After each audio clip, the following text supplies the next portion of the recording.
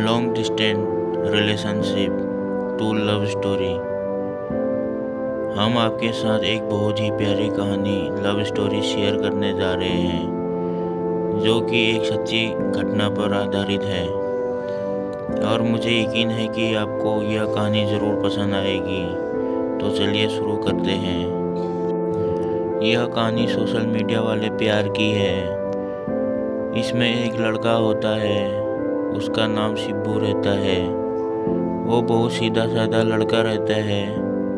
उनको बस अपने पढ़ाई से मतलब रहता था और उसका कोई दोस्त भी नहीं था। जब शिब्बू ने 12 पास किया तब उसके कुछ दोस्त बने। तब वो उनके साथ रहने लगा। उसके सारे दोस्तों के पास गर्लफ्रेंड थी और वो सब अपनी अपनी बंदियों के साथ बात करते रहते थे और शिब्बू के पास तो कोई बंदी थी ही नहीं। तो एक दिन उसके एक दोस्त ने कहा कि भाई तू भी बंदी बना ले।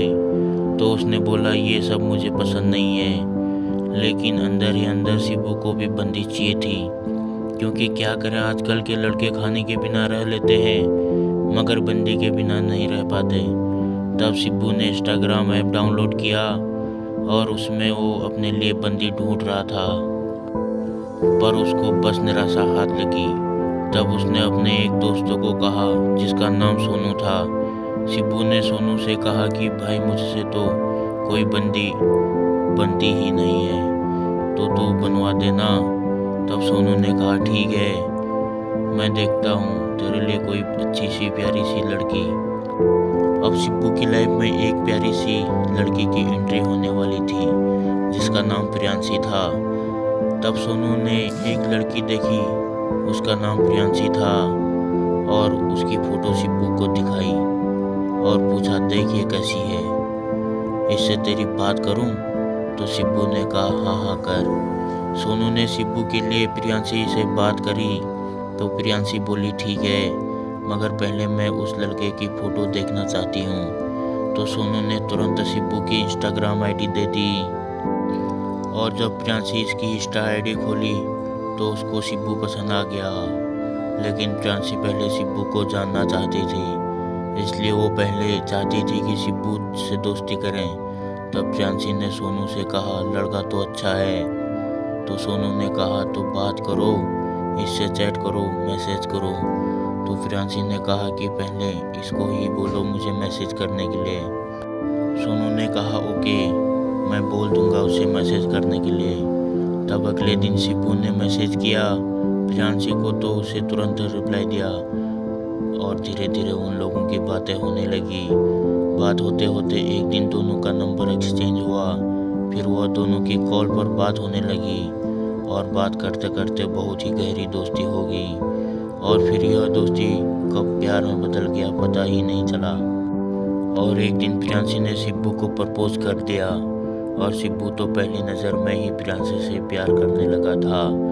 जब उसकी फ़ोटो उसने पहली बार देखी थी, इसलिए शिब्बू ने तुरंत हाँ कर दिया उसके प्रपोज करने के बाद। पर यह दोनों के प्यार के बीच एक और सबसे बड़ी मुसीबत थी।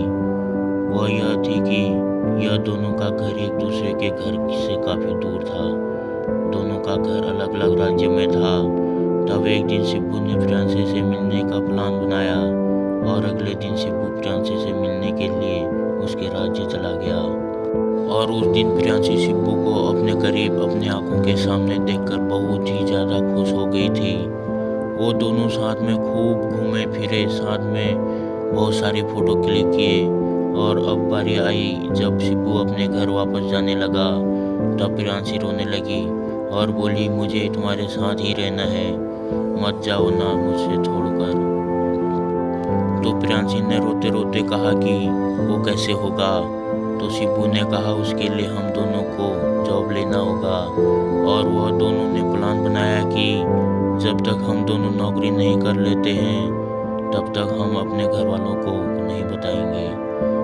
उसके बाद दोनों ने 2 साल तक खूब पढ़ाई करी और 2 साल तक उन दिनों की बातें ऐसे चलती रही। उसके बाद दोनों को एक साथ नौकरी लग गई और अब तो यहाँ शिब्बू और प्रियांशी दोनों को एक साथ ही नौकरी लग गई। और फिर प्रियांशी और शिब्बू ने अपने अपने परिवार को अपने बारे में बता दिया और उन दिनों में परिवार भी मान गए। फिर दोनों ने शादी कर ली और दोनों साथ में खुशी खुशी रहने लगे। और जो कहते हैं कि लॉन्ग डिस्टेंस रिलेशनशिप कभी सफल नहीं होता, उसके लिए यह बहुत बड़ा मैसेज दिया है कि अगर आपका प्यार सच्चा हो तो आपका पार्टनर कितना भी आपसे दूर रहे, आपका प्यार सफल हो ही जाता है। हम आशा करते हैं कि आपको यह कहानी अच्छी लगी होगी, और अगर अच्छी लगी हो तो एक कमेंट और एक शेयर सब्सक्राइब ज़रूर करें। धन्यवाद।